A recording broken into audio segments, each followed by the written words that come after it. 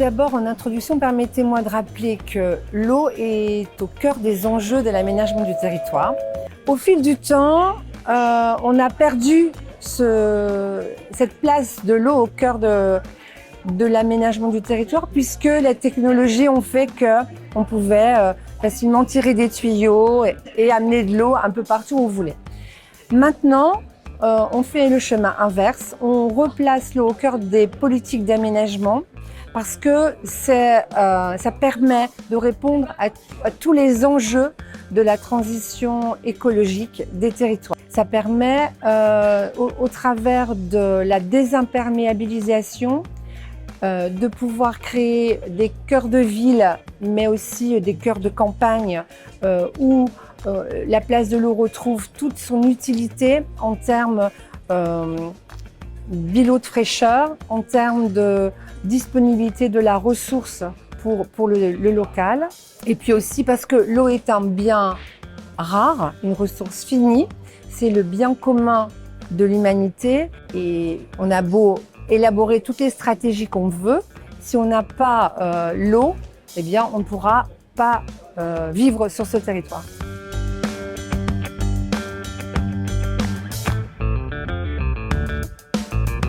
Alors, historiquement, toutes les stratégies d'aménagement du territoire, elles se sont tournées plutôt vers les problématiques du risque inondation, de la politique environnementale et puis l'étude initiale de l'environnement et donc sur la biodiversité. Il faut aussi qu'on intègre la disponibilité de la ressource pour alimenter en eau potable ces territoires pour tous leurs vecteurs de développement, que ce soit le logement, l'activité économique, l'agriculture, etc., etc.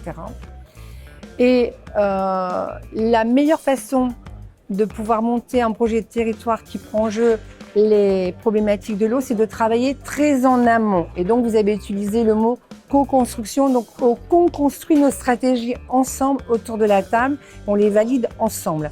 Mais ça ne suffira quand même pas, parce que il faut passer de la stratégie à l'opérationnel. Et donc, il faut toujours que dans maintenant la mise en œuvre sur les territoires des politiques d'aménagement, il y a un désilotage des politiques, c'est-à-dire que l'ensemble des acteurs continuent de travailler ensemble et qu'il y a un échange aussi entre tous les acteurs, les élus, mais aussi les techniciens. Et par exemple, ce matin, lors de la table ronde, on a pu mettre en exergue que la ville de Rennes a beaucoup travaillé sur retrouver la place de l'eau au cœur de la ville avec les écoquartiers, avec enlever la voûte de béton au-dessus de la Vilaine pour redonner de la visibilité à l'eau, parce que l'eau souffrait de son invisibilité.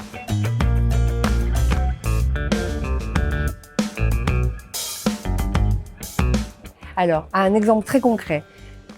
Les documents stratégiques, ils font quoi? Ils font un plan d'aménagement stratégique, un plan d'aménagement de développement durable, et ça aboutit à un plan de zonage et des orientations. Mais on ne sait toujours pas qui va venir dans ces zonages.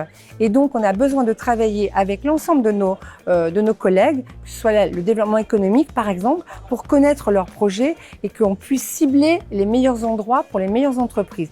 On n'implante pas n'importe où de l'agroalimentaire, on n'implante pas n'importe où l'industrie pharmaceutique, on n'implante pas n'importe où du tertiaire, etc., etc. Et donc, il faut vraiment que l'on travaille ensemble à la construction effective du territoire, pas juste sur les documents stratégiques. Je pense que c'est le maître mot dans la marge de progression que l'on a à faire, nous les élus, avec les citoyens, parce que le citoyen doit être aussi au cœur du déploiement de nos politiques.